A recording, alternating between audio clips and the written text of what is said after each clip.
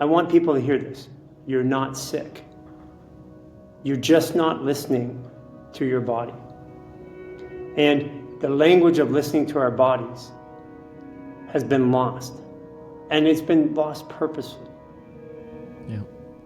80% of care for the human body was delivered by mothers and grandmothers and people in the community only 75 years ago. Today, 95+% of care is delivered by a single source, which makes us feel dependent and helpless. And since that care is delivered there's nobody to calm us down when we have an emotion. There's nobody that knows us, that knows how to talk to us. So when I have a fear or anxiety about something that's going on in my body, I don't have somebody that I can go to that knows how to soothe me in that conversation. I go to somebody who's cold and says, you have this. And that drives up more fear about it. If I could convey something to people, it's like, I do not have a driver's license. I don't have bank accounts. I don't handle money. I mean, there's a team of people that do. And not everybody has this luxury at this point. I have a dozen shirts. I've got 4 pairs of shorts because I'm traveling. A couple pairs of shoes. Some crystals and some essential oils. A razor. And that's it. That's all I own in my life. And it is the most freeing, the most satisfying, and the most rewarding experience of my life, because I've had tens of millions of dollars. I've also been broken in prison, and I've tried every version of life that you can imagine, and this one is the one that I'm attaching myself to right now.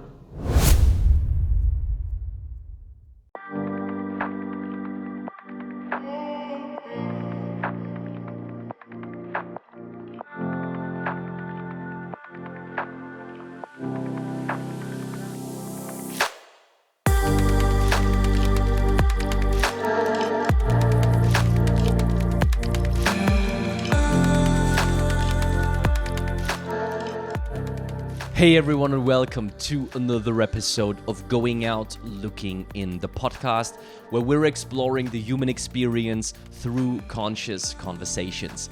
My name is Maxi, I'm your host, and today we are going to be doing exactly that. We are going to be exploring the human experience through the most holistic lens possible.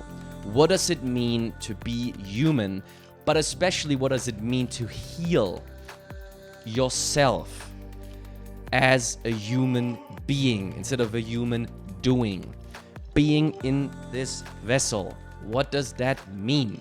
How can we use the innate capacities of each one of our beautiful bodies that we were given to heal ourselves? Because it is possible, and I'm speaking to someone who dedicated his life to this pursuit, healing himself first and foremost, because he was so severely sick and suffered under chronic pain for decades, and that is Garry Lineham.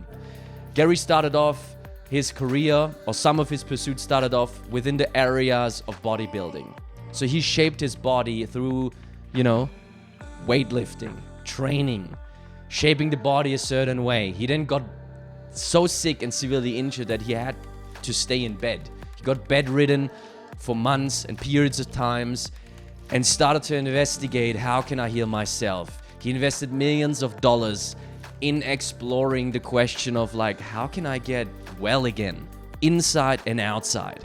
And this journey took him to several business endeavors. It actually got him into severe trouble also along his professional life, to the point where he actually got incarcerated by the US government on false charges. We were speaking about this a little bit more in detail, why that was and what he was doing. He was actually keeping secrets, as he likes to say, for governments, politicians, and whatnot. And so this is a full life that Garry is looking back upon. And all of that led him then to emerge again and to found what is now the Human Garage. The Human Garage movement, as I like to describe it in front of friends and family, because there are now millions of people around the world practicing with the exercises and the modalities that come and spring from Garry and other practitioners that are working under the umbrella of the Human Garage. We are speaking about fascia maneuvers, so moving with the fascia of the body, which is, looking at it from the outside, you might say this is some sort of physiotherapy, chiropractic, osteopathy, this kind of situation, but it is so much more. And this conversation dives deep into all of the nuances of our body's innate capacities to heal itself. Garry, I already knew that he's powerful, and I already sensed that he knows a lot. And the fact that I was able to conduct this interview and how it got actually to the point where we were able to do this, so many stars had to align, so many synchronicities that I cannot help but just say and come to the conclusion that it was guided by something larger, because he receives thousands of messages per day. And so by random, he opened up my message and agreed upon doing this. And I'm beyond grateful that he did. So let me dive into a little bit what we talked about. So many different modalities. Astrology and science, how do they interconnect? The energies and the effect that energies have that we are emanating on our charisma. Why do people enter a room and we feel drawn or repelled to or by them? We talk about the impact of stress on the body, emotions and trauma within us and how we can resolve this. The reasons for excessive overthinking, how to cure it. Interpersonal communication, including telepathy and sign language, the development of how we communicate with language or without. So beautiful. And then we go even bigger. We are talking about the state of the world, the dysfunction of our society and the body, and how we can reconnect again through so many different modalities, just as the ones that I'm describing. So manual therapy, but also all the subtler realms, all the energies. It goes into spiritual work as well, And all of these beautiful things get very practical as well, because Garry guides me through a practical exercise to ground and to slow down. And these fascia maneuvers that he does and that he developed, they are going so deep, so quickly. So within seconds, within a minute, you can recalibrate your whole system. It's just so beautiful. And there is no hiding from Garry, honestly. Like within this conversation, I was just like, oh my God, like he sees me in all of it, because he picks up all of the different nuances and all of the energies that I'm emanating, and that was a very unique experience. It's a very, very special conversation for me, and I can't wait to share it with you. That's all I'm gonna say. If you get something from it, please let me know, especially with this episode. Please reach out, get in touch. There is a Spotify thing where you can, where you can type in what this episode did for you. If you're watching on YouTube, go to the comment section, just drop a comment, drop a like. If you did something for you, share it with a friend. This is fucking important. This is very important. In this world right now, it is important that we learn to heal, and that it is important to speak truth. And so I am honored that, Garry is speaking truth. He says and lays it out as it is. Why are we in the state that we're in with this world and the forces that guide us and mislead us in a conscious way to places that we don't want to go to, So how can we return, and start questioning and using our innate capacities and understanding and intuition, because we are fucking powerful creators.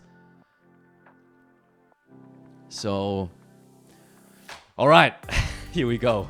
I wish you the most beautiful insights from this episode with myself and Garry Lineham.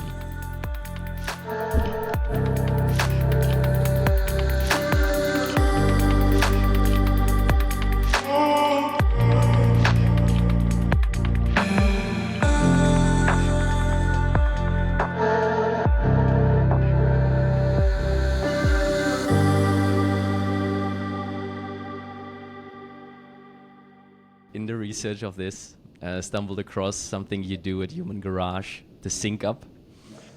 Yeah, it's awesome because I was going to ask you to do it anyways. Yeah, beautiful. So we have a very similar thing in the podcast, and I was like thinking, how about we combine the two?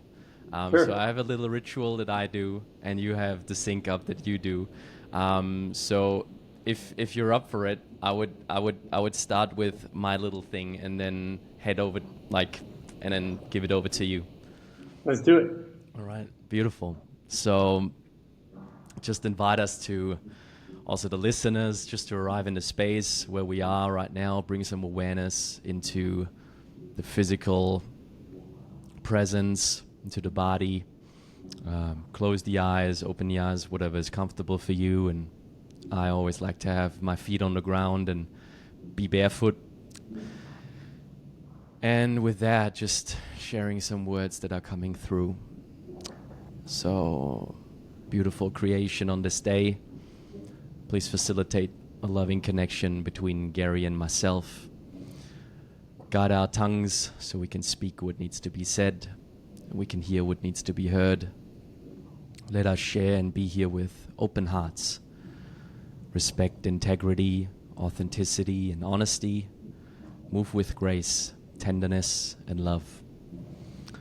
We're grateful for this gift that is the body, that is the heart and the soul, but also the mind that makes us see the world and experience it through a particular lens. This is a very beautiful gift and time to be alive, and we honor that. So with that, we thank you, we thank you, we thank you. Moving in to this conversation. Thank you. And now, I can feel your energy. It's really good. Thank you, Garry. So we like to sync our energy. So even the listeners or watchers can do this. With us, if they sink into the conversation, it'll be much deeper. So if you're standing, I'm standing. So I'll just take my right foot, put over my left. Yep. Or sitting, you could do it sitting too. Yep. Take your right hand, put it underneath your left armpit, and left hand on top. Right over top. And turn your head to the left and your body to the right.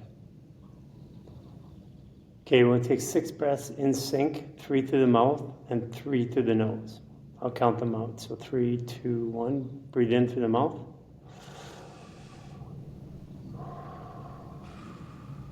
2.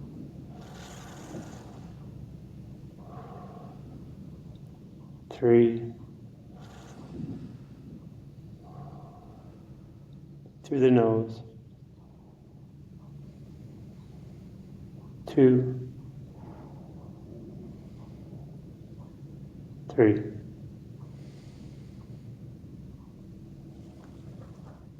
Great. We were looking for ways to, the reason why we sync up before we do every meeting, before we drive a car, before we eat, in a meeting if things get hot. It's because when people have ideas and energy and old thoughts, you bring a lot of energy into a room. Like, for example, if we're sitting in a room talking and somebody comes in late from in traffic, and there's a whole room of people. They have all that energy from being late. Well, it takes about 20 to 30 minutes for them to sit in the energy that we're in. And what we found is that when we move the body in the exact same pattern, like a synchronized swimmer, and you breathe in the exact same breathing, that 20 to 30 minutes is reduced to 6 breaths. And it's a very quick way. We sync up, between 2 people, between 2,000 or 20,000 people at the same time. And it's really bizarre too, because when we do this in a smaller workshop, you can actually, if somebody doesn't sink in, first of all, everybody looks like they're close. They feel like they're close. And then anybody who didn't sink in feels like they're far away.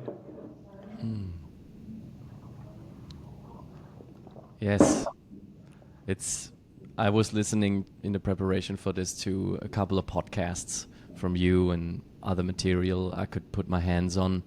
And yesterday it was a very intense day for me energetically, and I was taking a walk in like on a misty day here in Germany in the woods. It was beautiful atmosphere, and I was listening to you and heard you do the sync up on the podcast, and I was walking, so I was only taking the breaths with you guys and was still sort of more synced with what you then were sharing. So the power of taking how long was that, 30 seconds, 45 seconds is profound. So out of personal experience, I can now share this, and also how I feel right now. So I feel very calm, although, I treat this with, I want to be focused and locked in and be here and present. And so there's some nervousness also in the body and excitement, but I feel that really calming down right now. So thank you. Yesterday would have been particularly, I think you're a 19 degree Aquarius. So that's a Taurus Aquarius, or a manifestation. And it's really about making stuff happen and creating a lot of nature. So yesterday was a 19-degree day, one of the most powerful manifestation days in the history of mankind, because it's manifesting our voice and thinking of things from other sides. So the power of yesterday was intense. I mean, I had a very, very intense day in a good way. So that's most likely what you were going through. Wow. Yeah, thank you for elaborating on that. And I guess, it's one of the first thing I wrote down is that I was struck by all of the different modalities that influence your work.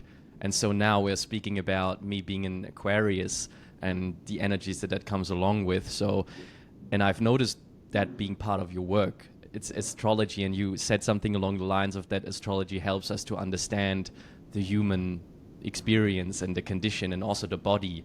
So if we are already now speaking about this, like, what can you share about that with us?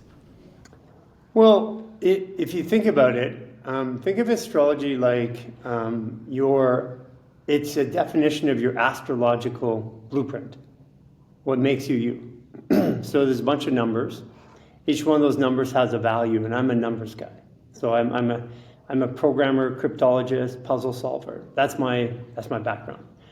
And I see the body as a fluid, adaptive, biological computing system. And I never resonated with astrology my whole life, because they'd say, well, you're a Sagittarius. I'm December 20th. And I'm like, that doesn't, and I'm a 29-degree Sag, so that didn't make sense to me, because I look at Sagittarius and I'm not really like all the other Sagittariuses. I'm like way more earthy, way more committed. And I could never really relate to horoscopes or anything like that. But then as I got into astrology from looking at a medical point of view, in our clinic, we had 10,000 of the most elite patients in the world. Everybody from a Ben Affleck to Tyson Gay, fastest man in the world, Olympic runners, professional athletes, celebrities, spiritual leaders. They were all patients, and they would come to California, to Venice, and they would come there for, sometimes 12 to 16 weeks. So if you were coming from another country, staying there, your total cost, because California, West LA is really expensive. It could be, anywhere from $150,000 to $250,000 sometimes to come and see us for that period of time. So if somebody wasn't ready for our treatment, then the treatment I'd find out, okay, where they would come in and there'd be a problem. And so that I would have wished that I had some way to get them to do something beforehand, or know something, or work on something. And so I looked at all different ways of analyzing the body, the experience, and we put it into, at that time, a very simple form of artificial intelligence, pattern recognition. And what we found was the best way to understand somebody was their astrology. It gave me a more accurate look at who they are, how they process, because if somebody's very emotional, they're going to have very different composure in their body. If they're very stoic, and that's also culturally, if you're very stoic, you're going to have a different composure in your body. Like, you're in Germany, right? Yes. And Germans are very stoic, tend to hold emotions more. So that causes us, on top of the astrology, it causes a behavior in the body of not letting emotions, where emotions are energy in motion. So our body is energy, and our and our emotions are an important part of that. They're what drive that energy.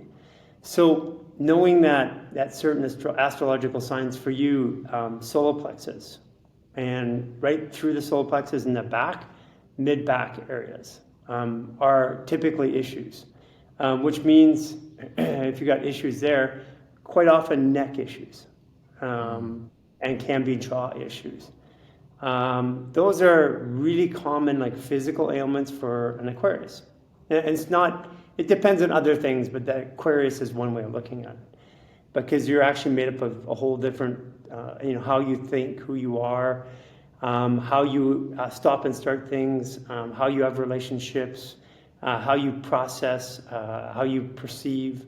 Those are all different things that make you up in your astrological profile. And then what I found over the years is that our human DNA and RNA align with that biology. So people in our network have seen, I have found 40 of my doppelgangers, twins. I've met with some of them. I've got videos with them. We have the same feet, same hands. To anybody who's a scientist, you would say that we're identical twins.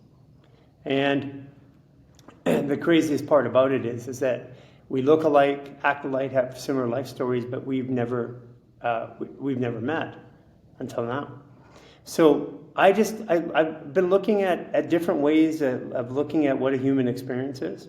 And astrology was just a way for me to help to quickly identify and categorize people so that I could administer care or understanding or hold space for them in a different way. Yes.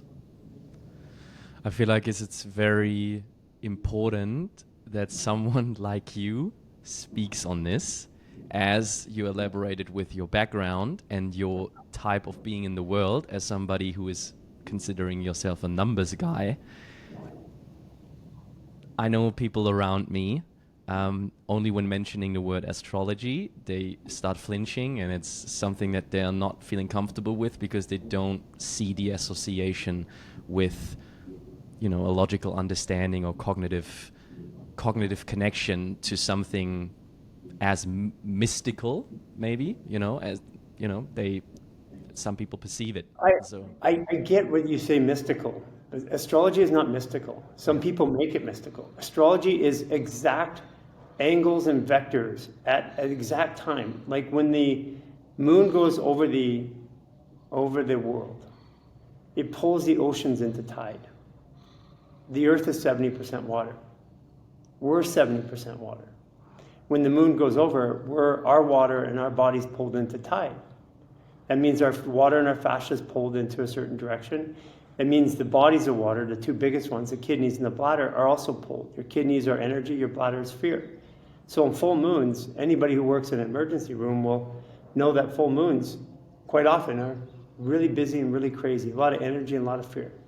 So this is not an esoteric thing. Astrology is an exact science. And if you go back 100 years ago, they knew about the outer ring of planets that, from a scientific point of view, we didn't know until 100 years ago. So they were calculating vectors and angles and degrees on planets that modern science didn't even know about at those times. So I can tell you from working with the most elite on the planet and the biggest companies on the planet in my previous lives, that they understand these cycles and they use them. Like, for example, UPS still works on 13 28-day cycles because 365 days doesn't make sense. 13 28 days makes perfect sense. And those are 28 days, which is a lunar day. And furthermore, you have a rehab for alcohol or addiction, it's 28 days. Why is it 28 days? Why not 29 or 27 or 31 or 30? It's because that's a moon cycle. That's the addictive hold of the body. It's a single moon cycle. And then you have a psychotic hold in a hospital, which is 3 days, which is another moon cycle, which is a moon phase. So we've known about this for years. And if I have information about what your rhythms are that you don't have, then I have power over you.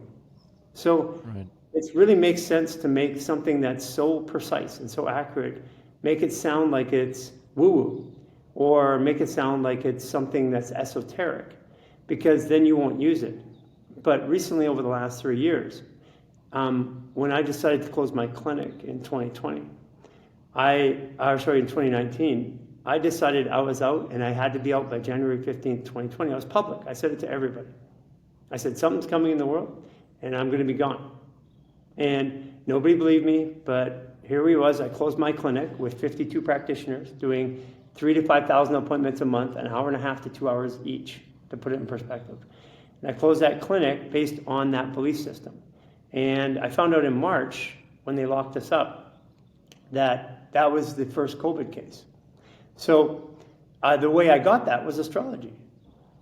Right. It's profound. And can you... By the way, millionaires use science, billionaires use astrology. So anybody who has question of this, billionaires, the real billionaires, and the people, and Elon Musk will tell you he's not the richest man on this planet, not even close. They all 100% use astrology. And the kings and queens and royalty, they don't even use allopathic medicine. They use natural medicine, all of them. And I know that from treating them. Yes, it's such a gift. It's such a gift that for me to have these conversations and for you to share this with us.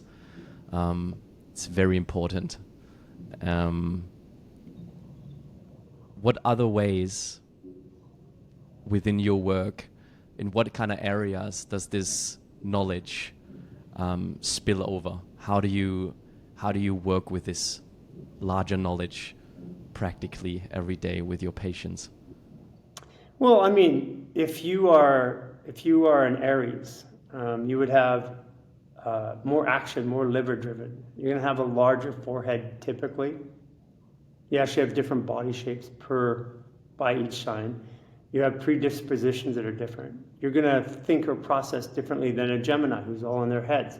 Geminis typically have longer hands, not all of them, but most of them. Broader shoulders. Capricorns are thinner, longer. They have more lanky usually, sometimes a little bit round the face, but usually more pointed, but longer limbs. They have more predisposition for bones. Cancers have more predisposition for organs. So knowing what somebody's predisposition is helps me understand what their problems may be or where the source of their problems may be. That's one way. The other way is observation. Before we had tests in science, we had doctors observed. I mean, they still do that in like Ayurvedic medicine. They still do it in Chinese medicine. The older doctors, not the newer ones. They're not that good at it. But the older ones would observe. They'd observe the way your skin tone looked. They'd observe your tongue. They'd observe your eyes. They'd observe the way that you sit, talk. These are all things that we use, that I use in particular, to understand people. Because my observation of how you respond to stimulus in the world is infinitely more powerful than a lab test. Because a lab test gives me a moment in time, a snapshot. But it doesn't tell me how that lab test or that picture, how it interacts in the world. Because, for example, in physical medicine, like body pain, everybody comes into the clinic with an MRI. And 80 to 85% of the time, the MRI does not accurately explain why they have pain. But we use it 100% of the time to diagnose it. But if I watch them stand and walk and take pictures of them and see how their body's torquing or pulling one way, I can pinpoint that pain in a second.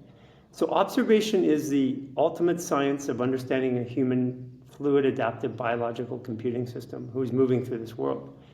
But observation takes time. It's a skill. It's a skill that you have to learn. It's not something that you can learn in a textbook. You have to actually be with people, put hands on people. And today's practitioners go learn in theory, and then they have to practice.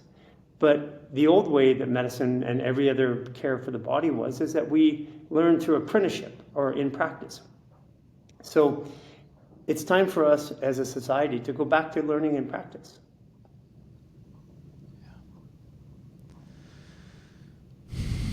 So many ways where we can go with this.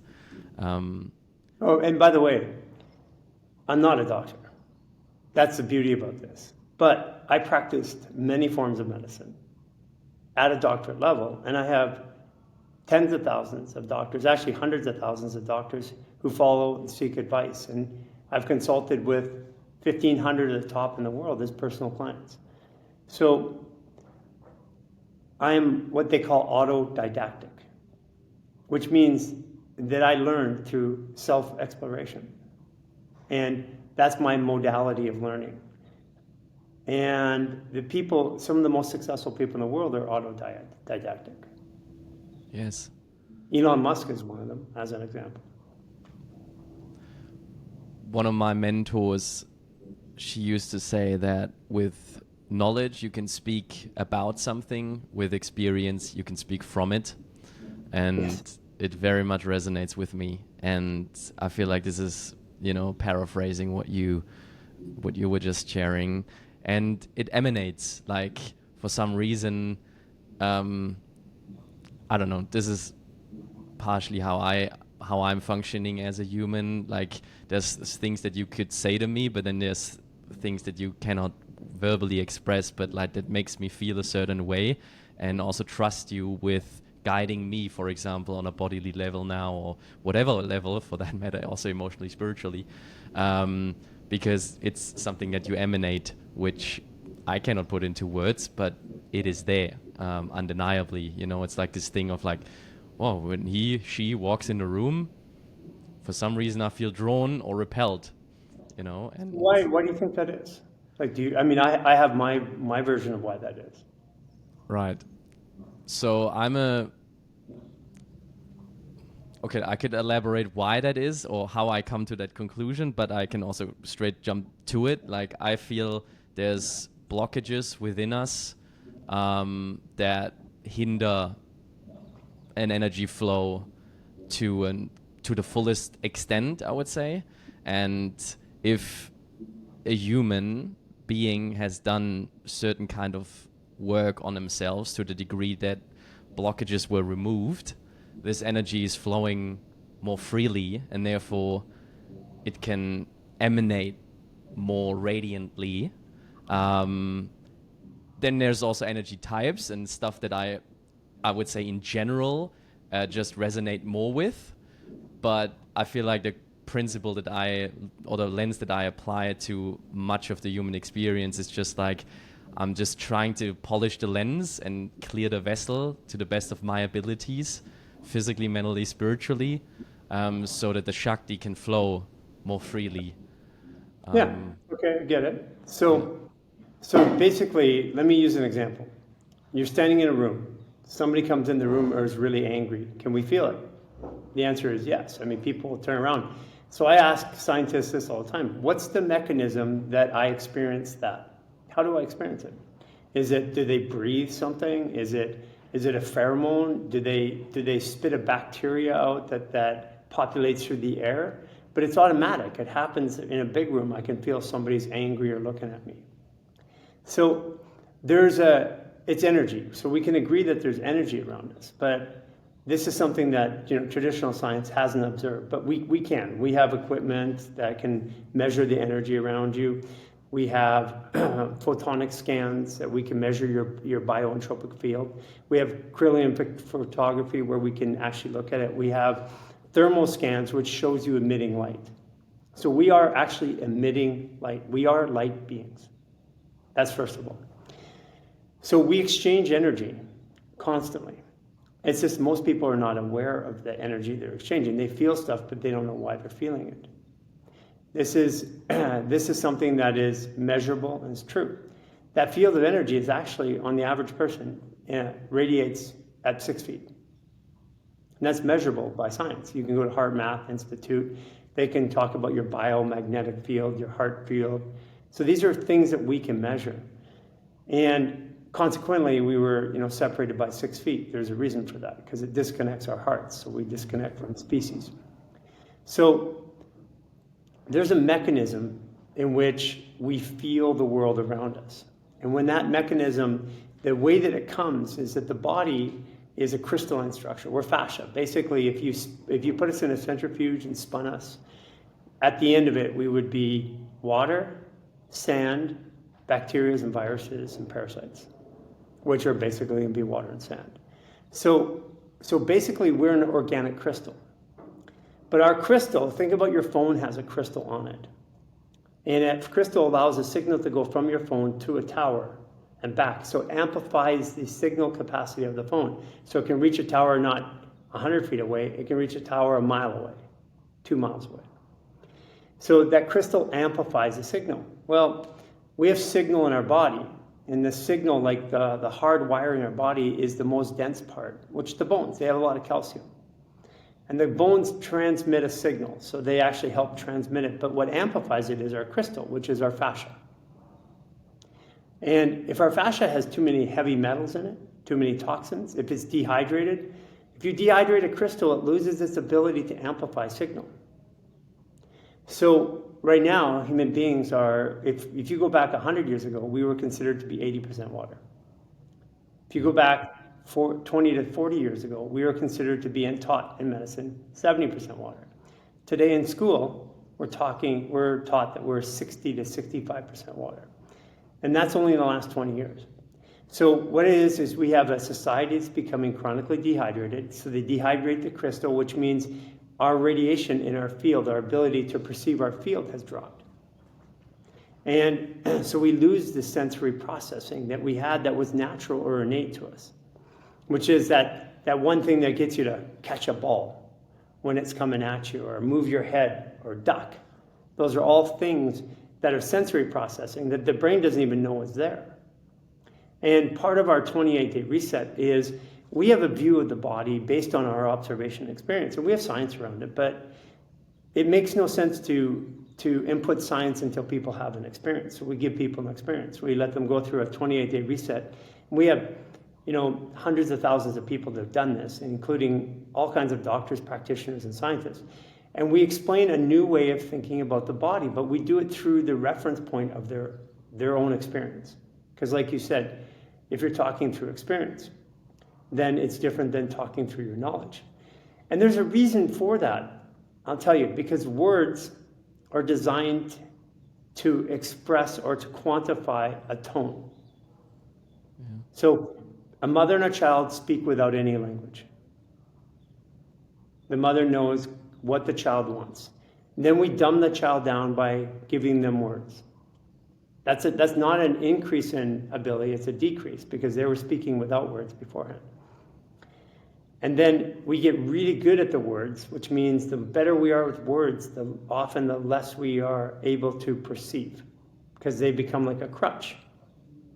But before we had words, we had telepathy. After telepathy, as it got more confusing, if I wanted to eat with you, it'd be go. You'd get it. Okay. If you knew and I knew what we were going to eat, or we only had one thing to eat, there'd be nothing else to say. But if we had 3 things to eat, which one? Now we start to use body language. And that's where sign language came in, which is an international language. And it's so much more easy to talk in sign language than it is in language, because it allows for interpretation. So every bit of language is a sound, a tone. And if you put words like love, help, peace, happiness, joy, anger, if you put those words in every language on an oscilloscope that measures the actual frequency of the word, you'll find that irrespective of the language, even if they sound completely different to the audible ear, the tonality or the frequency of those words are the same in every language, primary words. So what we do is we express through energy, and that energy, we give a sound to that energy. And then what we do is we use a word so that we can go back in our memory bank and go, that's what it means, quicker, without interpretation, which is not an ability, it's a disability. And we're taught that, expression in this way is the highest form of, being a human. So like a linguist, as an example. But the highest form of being a human is to communicate without words. And so again, this is what we have is a brain dominant society who wants to think everything and learn everything. And I could tell you everything about the ocean right now. I could tell you all the facts about how the ocean is and how saltwater density than fresh water, how all the life around it, the life inside of it, how it may feel, the texture, the taste. And you could learn everything about it. And you could forget 90% of what you learn, which is likely. But you go jump in the ocean once and have your experience, and for the rest of your life, you could convey that without having to remember anything.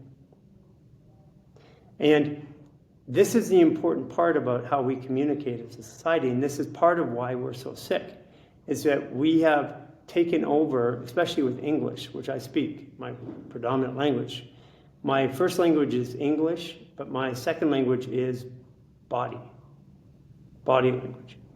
And I'm now quickly transposing that because I'm at the point now where your body language and how you move and what you do and your references means more to me than the English. So I've been switching that over the last 15 years. And language itself, English, as an example, is a very transaction-based language that lacks expression. Like if you talk about French or Spanish, you have masculine, feminine.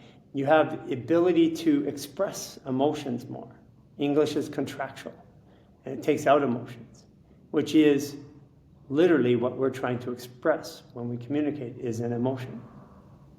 It's a feeling. And we're trying to put words to that feeling so people have a way to categorize that in their life. But it often doesn't work. I mean, think about the word love. You know, in Italian or Latin, it's agape, it's familia, it's eros, which mean very different. In English, it's love you, or love you, I love you.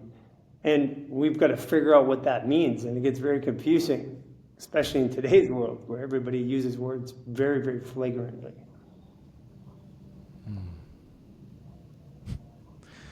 Isn't it fascinating that what you see from the outside, if I was to open Human Garage, if I was to look at what I can see from the outside about the work that you are doing, people that I've talked to around this interview also, I'm like, this is who I'm going to be interviewing. People who are really close to me, who I value, the opinion of which I value. And they're like, is this some sort of physio, chiropractic, osteopathy kind of situation? I'm like, it's so much more. And so now, hearing where we are at with this conversation, what are we speaking about? We're speaking about astrology, we're speaking about energies, we're speaking about radiation and, you know, the elements that you tie to the structure of the body, sand, and, you know, the everything that you were just elaborating on, then the frequency of words. Like, I feel like this is very valuable for people to hear and to start connecting that the human experience is just a little bit more than what the eye can see. And then for us also to be able, and this is, it just never stops to fascinate me and to, I don't know, have me in complete, like, lost for words. It's just that we can actually then at the end of the day put words to something as multifaceted and also complex. It's wonderful, and what came up for me is just like, with all that being said, basically, I feel like especially the mind and how you're also describing it, and the cognitive way of, like, you know, it's somewhat of a disability to move away from that untouched childlike intuition, energy exchange, speaking telepathy, speaking without words. I feel like yet still, you know, here we are. So I guess a question that I try to articulate now is like, how can we make friends with that and use, you know, the ability to you know, be in this world as it is today and still, you know, make use of all of these beautiful subtler energies and things that we can use for our growth and expansion. Well, I mean, it's it's a blending system. We have quantum computers today, and we have quantum physics, which the world of science agrees that the world is quantum. There's no argument anywhere. But for our everyday life, we use Newtonian physics. Gravity falls, boom, it's precise. And none of these things are actually precise. Gravity is not precise, we don't know. We don't know how electricity actually works. We know how to use it and make it. So we have a world full of paradoxes. And so how do we make friends with it? Well, we can only make friends with it if we step back and look at the human experience. So you're talking about earlier, like physical therapy or whatever. That's just a way to attract people, because their first issue is, I got pain in my body. So if you got pain in your body, the first thing is, here's how you can relieve it. But to answer the question is why you have pain in your body, it has very little to do with how you move or your accidents or whatever. Those accidents are causal. Like, we have things happen in our lives for a reason. There's a purpose in some way, shape, or form. There's something guiding us. So we have to, in order to understand or get an understanding, more appropriately, of what we're doing, is we have to step back and look at the entire human experience. Let me give you an example. There's a ball of light, which is arguably high intelligent. It vibrates at a higher frequency. We'll say frequency because people are used to the word, I don't like their frequency, I don't like their vibes. So frequency would be, let's just say, intelligence. It's not really that way, but adaptability, integration. So we have a higher frequency here, way out here, 6 feet, 10 feet, 20 feet, 100 feet out of us. And as we get towards the center of us, that frequency becomes much denser. Now, denser means slower, vibrating less fast. Means more solid. Mm-hmm. So we have these intuitions that are not from our brain and everybody has them. So where does that intuition come from? Because it's not from my experience. Can't be from my experience. Yeah. So it has to come from that, somehow connected in that field into us. Now, how it gets there, I believe, is a fascia. But our ability to get that intuition, so it's knowledge that we have, and then somehow we have to import it, process it, accept it, and integrate it. Mm-hmm. That space and time is called thinking. So if I had a computer and I go to a web page and it doesn't load up right away, so in that server back there, all that information I want is available right now. I have my computer interfaces, it goes to that server, tries to pull it back. And if it can't pull it back and fast, a little window comes up and it goes like this. It goes around. And it'll say thinking. And so that's defining what the lethargy is, or what the delay is between the information that's already there and my ability to use it. Now, we are a computer. So thinking is literally, the information's there, and I'm going to use it. So thinking defines how much time it took me to integrate and use that. Now, that's a sign of dysfunction, not function. So basically, thinking, when someone says to me, I've been thinking about this a long time, I'm like, oh, okay, I got it. I understand now. Yeah, thank you for helping me see where you're at with this. Because thinking literally, if the information's already there, and this is where a psychic would come in, or an intuitive, or we're in the United States, we have remote viewers. I mean, these are real things. They're trained by the CIA. They have offices in which they engage psychics and remote viewers to find people and stuff like that. This is not an esoteric or it's not a conspiracy. These are practices that are available, that are being used by governments and by agencies today. And those same governments and agencies would not like you to use them, because then you would have the same abilities that they have. Yeah. Yes. So don't tell me you were thinking about something. No, I was not. No, it's very, very. It's so. That's why I have to laugh all the time, because it's like something that, yeah, I'm very aware about. Like it's something. The words that I'm using, like, to the best of my abilities, I try to be very aware of that, and shift also, think to feel. Like, how do I feel about this instead of how do I think about this? Good way of Closing the saying eyes, and then Yeah, because they're going to categorize you in the best way, feeling. Because you can think something, but it doesn't feel right. Logic says, I should do this, but my feeling, gut feeling is no. And how often does that happen to people? And then they do it and it fails. Or their gut feeling is like, oh, I shouldn't have done that. We are just not programmed to listen to our feelings, which means our feelings are in our body, they're not in our brain. Our brain has 0 pain sensors. It doesn't feel anything. You can do surgery on the human brain without anesthesia.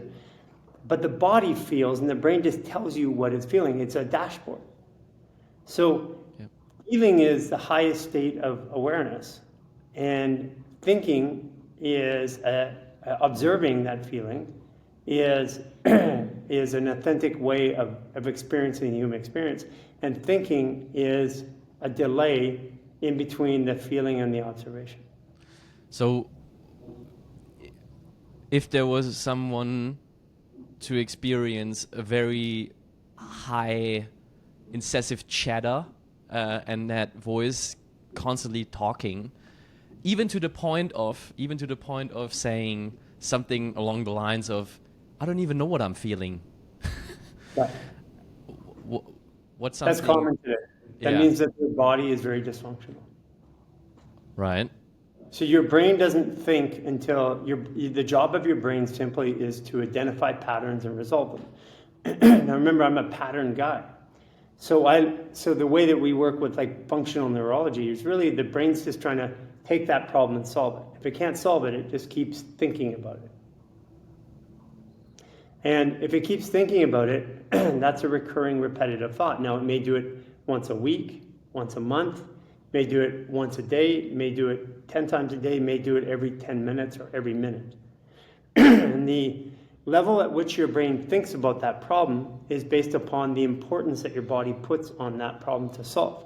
Because your brain has to solve a lot of problems constantly throughout the day. So the brain is a pattern recognition machine, and the brain doesn't activate until you have a sensation in the body, and the brain's job is to explain the sensation or narrate the experience of the fluid, adaptive, biological computing system that we call a human.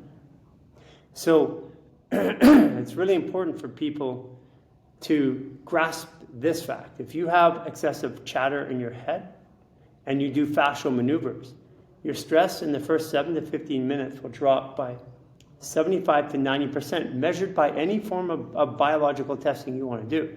You can go get hormone panel, impedance testing, you can use a beamer, a Rife machine, anything that'll give you diagnostic, amp coils.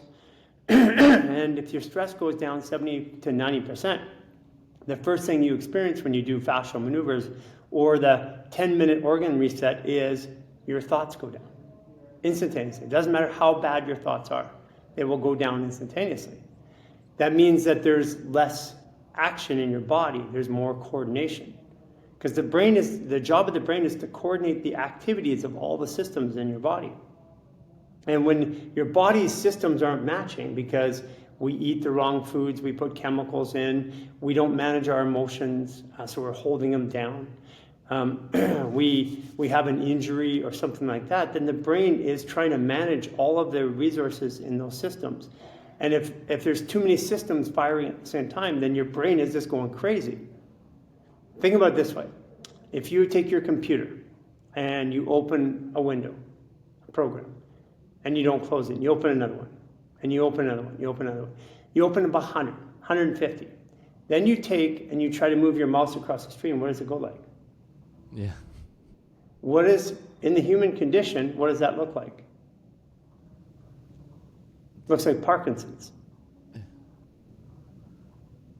So the way I describe it is Parkinson's, which I'm meeting a high-level Parkinson's patient that flew here on Thursday, and I put a video up about this the other day. A Parkinson's patient walking like this and then walking normally minutes later, is I close down windows in the operating system of the body, and then the body has more capacity to transact, so that the movement of the body, which is the primary function of the body is to move, is smoother. Yeah. Gary, you got me there like nearly in tears. I don't know what it is. I try my best to articulate this now. Like I'm just so thankful that you share this with us, and that now I have the chance to provide a platform for you to, and you do this already. I don't know. And I feel like this thing that why this is moving me, like why there's emotions coming up, because I feel like there's like truth being shared with me that is being hidden and kept from hearing, it was kept from our understanding. And this is like so important and for us to share, because I know so many people that I care about deeply, and there's nothing. I'm completely helpless. I was so many years, and watching them, but also myself suffer because of the taps open, and because of the disconnection from what the body knows and knew all this time, and was signaling and voicing clearly through so many different avenues that it could possibly sort of use. And so it just moves me in a beautiful way to feel like there is another way. Basically, that's what I'm saying. The reason why you're emotional is because mechanically, because these are questions that you have, and you've been seeking answers, and your brain has been trying to solve those problems for your entire life, or your adult life anyways. And when you're trying to solve a problem in our bodies, and we don't have an answer, it drives frustration, anger, fear, those emotions, because the body wants us to listen. And I want people to hear this. You're not sick. You're just not listening to your body. And the language of listening to our bodies has been lost. And it's been lost purposely. Yeah. 80% of care for the human body was delivered by mothers and grandmothers and people in the community only 75 years ago. Today, 95+% of care is delivered by a single source, which makes us feel dependent and helpless. And since that care is delivered there's nobody to calm us down when we have an emotion. There's nobody that knows us, that knows how to talk to us. So when I have a fear or anxiety about something that's going on in my body, I don't have somebody that I can go to that knows how to soothe me in that conversation. I go to somebody who's cold and says, you have this. And that drives up more fear about it. We have reversed the model of care in the human body to element control, and this is with respect to natural practitioners. They're embodied in that system. It's not their fault. It's because the population is asking for it in that direction now. But the mechanisms of caring for a human being today, irrespective of what modality they are, have become dysfunctional. If they were functional, then people wouldn't need them, and they wouldn't need them at more alarming rates. And the world, by every measure in humanity, by every measure of a human's life expectancy, to how we live, to how we emote, to our relationships, we are at the highest level of dysfunction and disease in the history of recorded mankind. of anything known in history. And we have a media engine, and we have a scientific community that says that we are the smartest we've ever been. But we can't be smart and have so much sickness, because at some point the results have to stand. And right now we're at a time where the results are starting to show up, and we can't hide it through statistics or manipulation anymore. We're dying younger. We have every disease. It's like 1 in 4 women have breast cancer or have fibroids that lead to it at this point. It's like autism was 1 in 500,000 just like 50 years ago, on the spectrum, it's 1 in 25 right now. Every disease, every dysfunction is at its peak.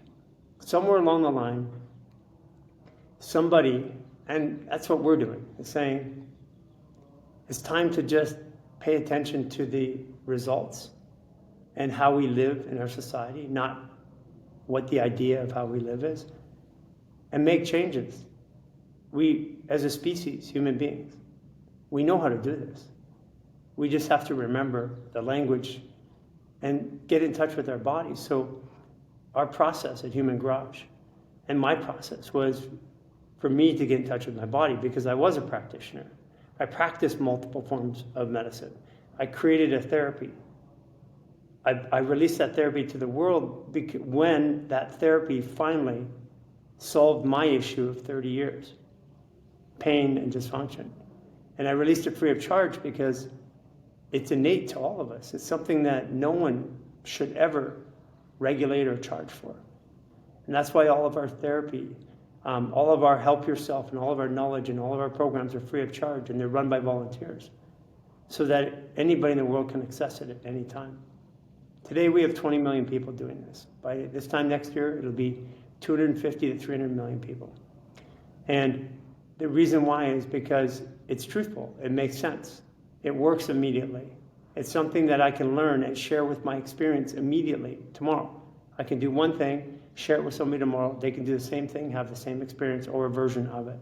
And I don't have to go study for 5 to 10 years to be helpful to my fellow man or woman. Yeah. Garry, what pain has led you where you are today? Immense pain. Like unbelievable physical and emotional pain. 20 years in pain, constantly, it just became normal. Physical pain. For those of you who know my story, I used to encrypt data for some pretty treacherous people, the bad guys, governments. And I was confined by the US government federally for 27 months, 17 months in solitary confinement, had 8 concussions, multiple near-death experiences.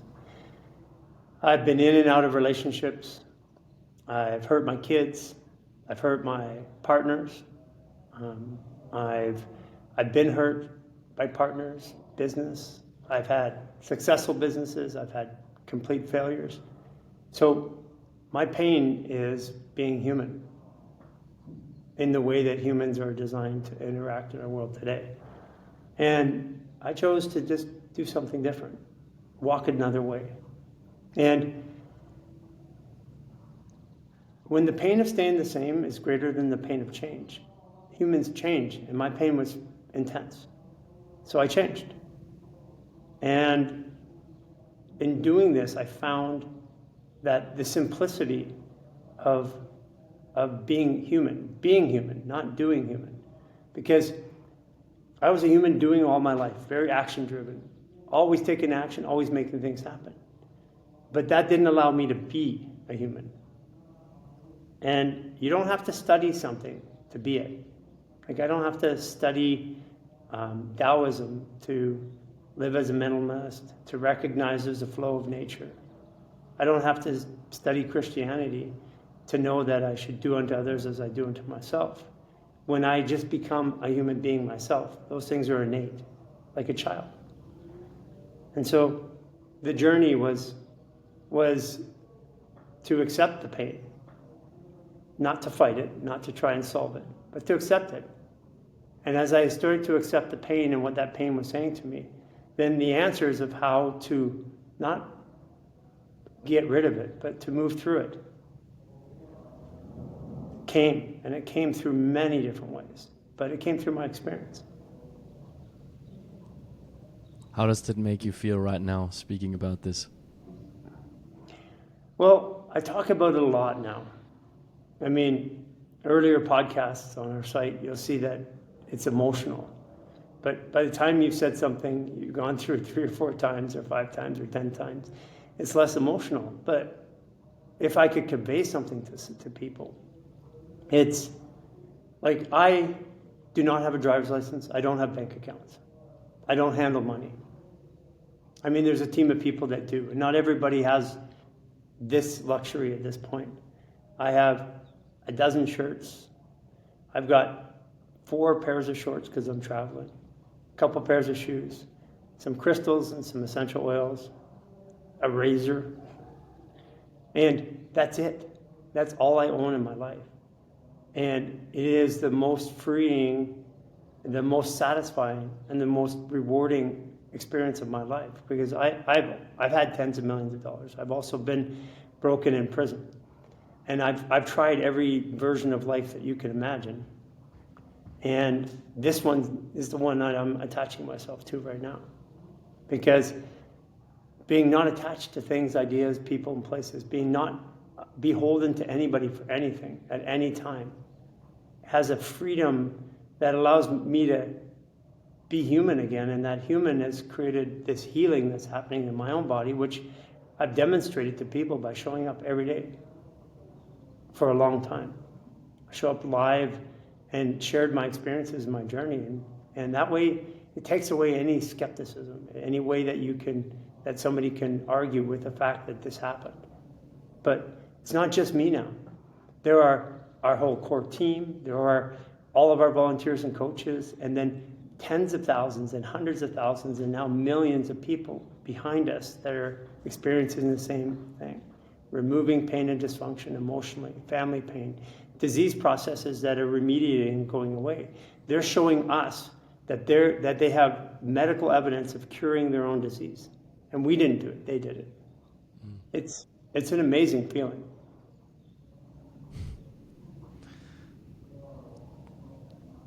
Is there, like, for you, a sense, a feeling of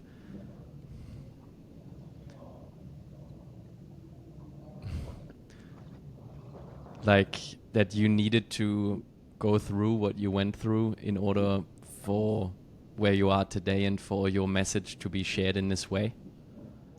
I believe we come to this place, earth, realm, this life, whatever you want to call it, whatever your belief system is, I'm okay with that. But we come here with a purpose. We didn't come here to go to work. We didn't come here to go to work, buy a house, have kids. That's not why we're here. Kids are part of that. Children are part of that experience. Work is part of that experience, if it needs to be. But not in the way it's right now. But we came here for an experience.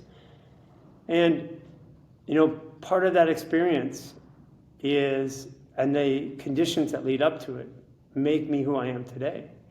And if I remove any one of those things, if I remove the abuse, the sexual abuse, the imprisonment, the business attributes, the relationships, the failures, I wouldn't be who I am today. So if somebody's out there struggling with who they are today, they're struggling with their own existence. And that's not a good place to be. I mean, I've been there. If somebody's blaming their past for why they are the way they are today, it's a state of awareness. I get it. I was there. But it's not a good place to be. It's a necessary place, because without contrast, we don't have a life. Without understanding death, my near-death experiences allowed me to understand and adapt to life. I think everybody should have a near-death experience. I think everybody should have a bunch of concussions. I think everybody should go through some sort of abuse or sexual abuse.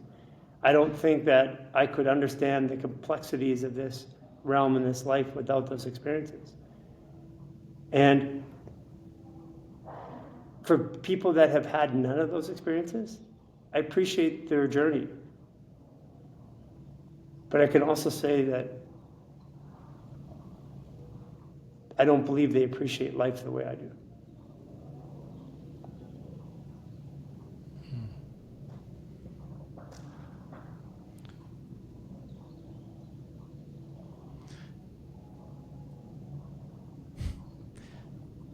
I'm wondering if there is a moment.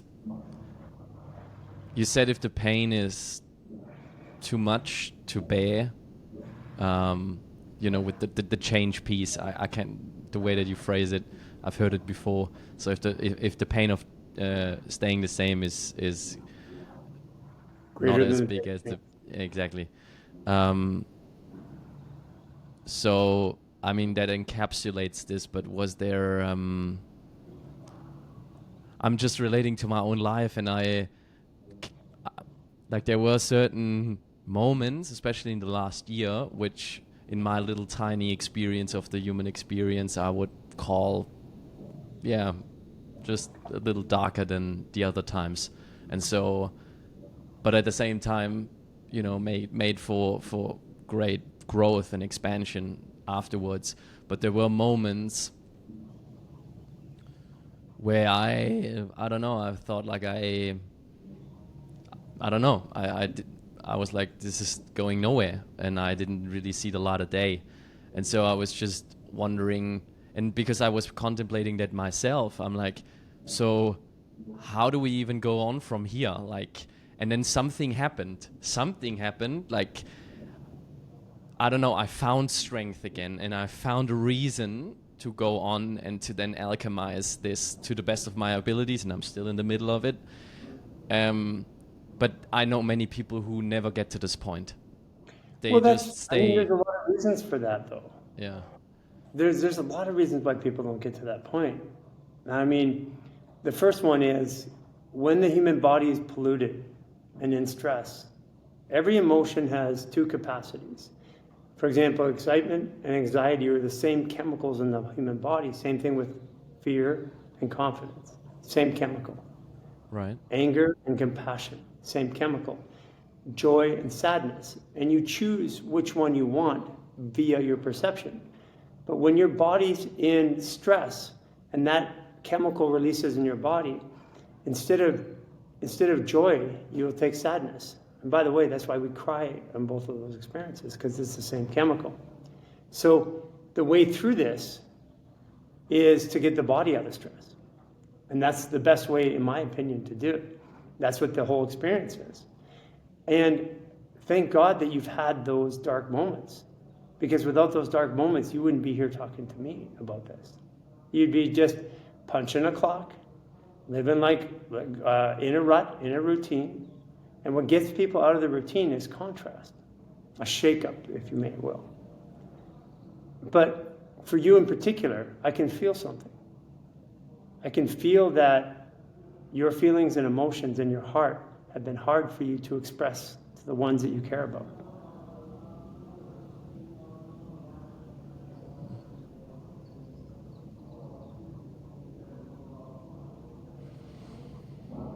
True. And the way I know is because I feel you in my body. And I'm attuned in that way. And everybody can be. It's not a special gift. Everybody has it. You want to do something right now? Yeah. Okay. Take your right hand and put it on your heart. Take your left hand, put it on your solar plexus. Close your eyes. Breathe in through your mouth 3 times with me. Breathe in. Now breathe in the color yellow.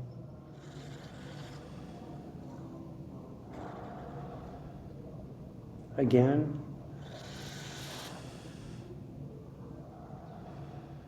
Say, I accept my feelings and emotions.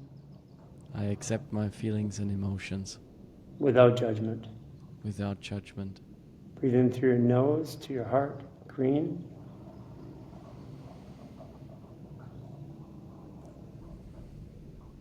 2,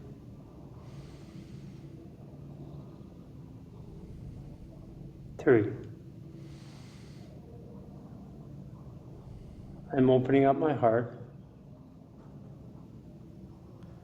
I'm opening up my heart to love and care for myself to love and care for myself so I can love and care for others. so I can love and care for others. Take your left hand, put it on your throat.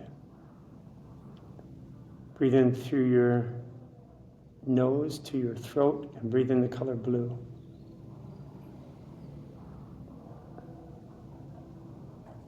Two, 3. I feel safe in expressing my truth, I feel safe in expressing my truth, even if it's inconvenient for others. even if it's inconvenient for others. I'm ready to express the truth from my heart. I'm ready to express the truth of my heart, The truth of how I feel about this world. the truth of how I feel about this world. Take your left hand, put it on your head. Imagine a circle of energy going from the front to the back, up to the head and down through the heart. So breathe in green through the heart. Big circle, spinning. 2, 3, 4.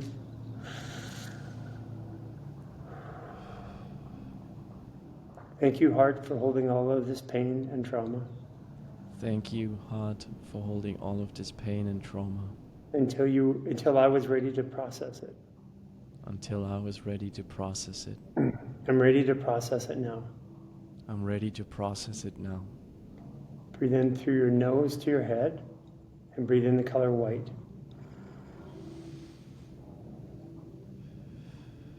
2, 3. Thank you, brain, for keeping me safe. Thank you, brain, for keeping me safe.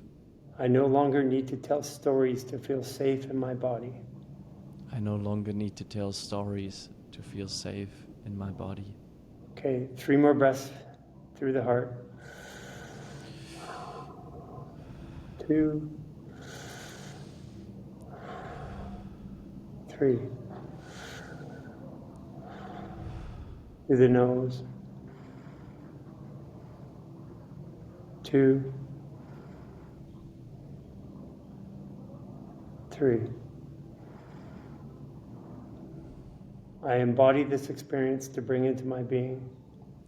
I embody this experience to be in my being. I let go of anything that doesn't serve me now. I let go of everything that doesn't serve me now. Okay.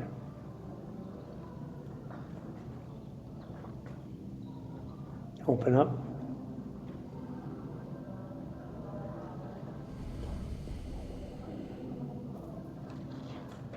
How do you feel?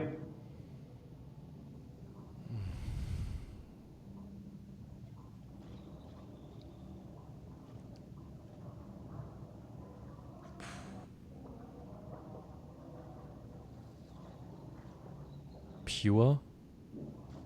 Sure. Look around the room. Does it look different? Very bright. Right. Very... Think about your biggest worry that you had or problem before getting on this podcast with me. Just go back to whatever it is. Close your eyes. Go back to it. Whatever it is. Think about it. Does it feel the same? No. What's different about it? It feels way less consuming and so much smaller. It feels like I can look at it for what it actually is instead of me being it. Right. Because you're being a human now. And the problem was human doing. Caught up in the race of doing things and trying to figure out things. And when we stand outside, we're body, we're programming. And what I understand very well is how to program things. And I'll say I cracked a code, not the only code, I'm sure, but to programming the fluid adaptive biological computing system. And language and colors and lights, sounds and movement are the way that the body intakes experiences and integrates those experiences so that it can adapt to the world. And all of these things are innate, so everybody will understand them or understand them when they get the stress and the dysfunction and the chemicals out of the way. Because the chemicals, the heavy metals, and the stress is blocking people's ability to connect with their truth. Yes. But when we get that out of the way, there's a truth inside of you. And that truth is unique to you. And that truth is what allows you to function in this world and move through this world and be okay with who you are. And when we get disconnected from that truth, we get scared, lonely, ashamed, fearful. And we start projecting those emotions into our reality. And then we attract experiences to identify with it. Yes. Yes. Exactly. People, places, and circumstances that match exactly that. Frequency. Yes. So much. You know, it's crazy because all the evidence about what humans are and how we work is really out there. But it's like the best way to hide something from a child is not to put it on the top shelf. It's to put it right in front of you. And when we are disconnected from who we are, we become controllable and programmable, and that's what's happened. And we're, as a species, we're meant to be 85% of the time outside. We spend 85% of our time inside. We're meant to experience and explore, and we're meant to interact and exchange with people and have relationships and love and care and move around and talk and experience and move away from where we came into this world. But we're taught that 85% of the people, 85% of the people grow up and live within 25 miles of where they were born. We're taught to limit our experience. And because that's how we're taught. We're like, as a kid, you come into the world, and this is how the world works. What I found is that as I unravel all of the programming in my computer, I'm becoming a kid again. And I don't mean that just in the emotional sense. I mean, it's physically happening to my body right now. You can see it. It's measurable. It's not just the way my face looks. It's not losing weight. It's the structure of my body and how I move. And how we move through life is who we are. And if we move old, we are old. If we move young, we are young. Garry, this is a well of wisdom coming through truth for me. I can just say it again. And it effortlessly you combine all of these modalities. It's like, let it be bodily and manually, let it be emotionally. For me, this is very also, as a word, I can say spiritually. It's so beautiful. All of this wisdom, as we are landing this conversation, bringing it home, is there, how do you do it? Is it everybody has the same ability. We have access to the information that's out here. All we have to do is clean up our crystal. When we clean up our crystal, everything that you want to know about is instantaneously available because it's part of a field. Rats run a maze here well, I'm in Czech right now, Czech Republic. Right. But if you put a maze up, rats will run that maze. If you put rats in that same maze in China, they'll run that maze faster than they did here. You put them again in that maze in India, they'll run faster. There's a collective intelligence that once we've done something, we have access to that intelligence, so as a species we can rise. But it requires us to be able to perceive through this crystal. And remember the cell phone example about the crystal amplifying our signal. Yes. If that crystal on your cell phone is cloudy or cracked or smoky, if it's smoky quartz, not crystal quartz, then the signal gets disrupted and it doesn't work properly. And what's happened with our bodies, our fascia, it's become crystallized. It's become hardened. It's become smoky quartz with cracks, all kinds of cracks in it. And when we remove that, which we can do through mineralizing our body and moving through our body, then what happens is the body instantaneously starts to interact with the environment again. And all of these things that I'm talking about, they're all wisdoms that are out there, but they become innate to every single person. You don't have to study them. As a matter of fact, the more you study them, the harder it's going to be for you to use them when you get your crystal clear. So clear your crystal. It's simple. We have a 28-day reset. It's free of charge. We have supplements that we recommend.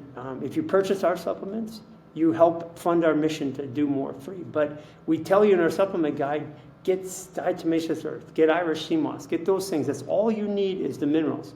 Everything else is inside. And if you can't afford the minerals, go get dirt, put it in a glass, and drink it. And if you do that, and you do fascial maneuvers, it's got to be good dirt, by the way. If you do that, and you do fascial maneuvers, and you get your body moving and flowing again, then you automatically start to attract the experiences and information that you need to integrate in this life again. We are highly intelligent. We are the most intelligent species on this planet. Well, next to dolphins. And I'm still waiting to have my conversation with them. I have an appointment with some dolphins.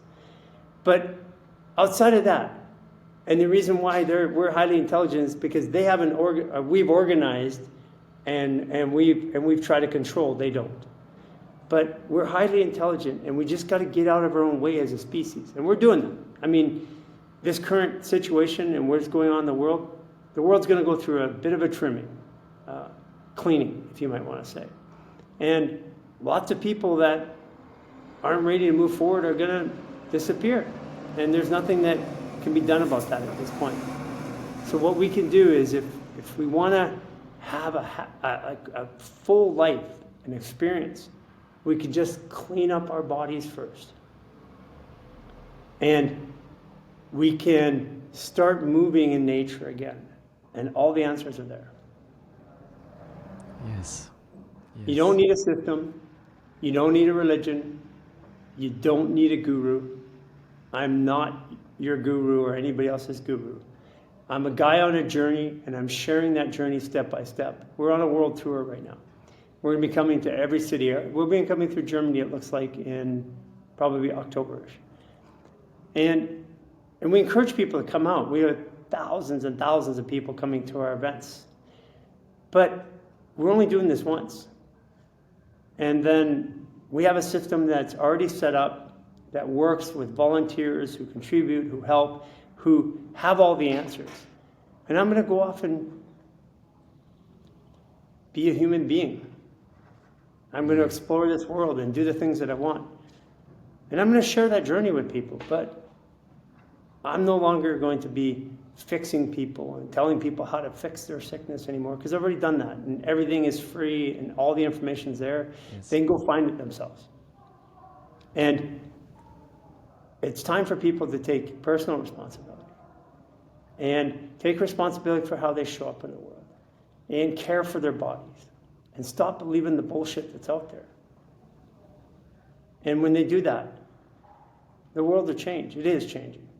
But like you went through those dark days, the next 2 years, this being 2024 and coming up through Gemini or June, the next 2 years are going to be really messy for people. And I believe that because I've been following astrology, and that's what astrology says. And it's going to come to a peak in September 1st through December 18th, November 18th, sorry. 24, 23, 24, yeah. Yeah, it's going to get a little messy. And that messiness is going to create some chaos, which the world is going to resolve over the next 21 months after that.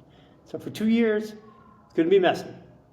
And everybody's going to have their personal pain moments in some way, shape, or form. And I don't believe that anybody is going to escape this, by the way. And I encourage people to get a personal practice, to learn how to self-soothe, to get rid of stress and anxiety, to find the communities, whether it's Human Garage or your tribe, whatever your tribe is, find your tribe fast. Because when it rains, it pours, and it's already raining. And the pouring is coming, and healing, irrespective of what it is, comes through community. Human Garage is that community. It's a really big community, and it's very, very inclusive, and it allows everybody from every religion, every thought process, every race, every nationality, whether you're a scientist, a doctor, or whether you're, heck, we even take politicians. Begrudgingly sometimes, but find your tribe, whatever that tribe is, and start taking care of yourself. Get this cleaned up first. And when this is cleaned up first, if you're trying to do it here, it's not going to work. We've been doing that there for 5,000 years. The jury's out. Didn't work. So you got to do it here. Yes. One last question, Garry. What are you proud of? That's a really tricky question, because pride is a really weird one. Pride is something that we, as a society, if I'm proud of you, what happens if you do something wrong? Am I no longer proud of you? Pride is a very, very restrictive and very, very dangerous tool. Because we've been taught to have pride, but pride causes wars and fights and ego. And I used to be very proud, but I used to have lots of problems in this world. So instead of proud, I'd like to suggest that I'm excited about who I am as a person, as a human being today. I'm excited about being able to share, being able to travel, being able to explore. I'm excited about the fact that I came here as a purpose, a soul had a purpose, and my purpose is actually already out there. This is what I was meant to do, and I completely integrate with that today.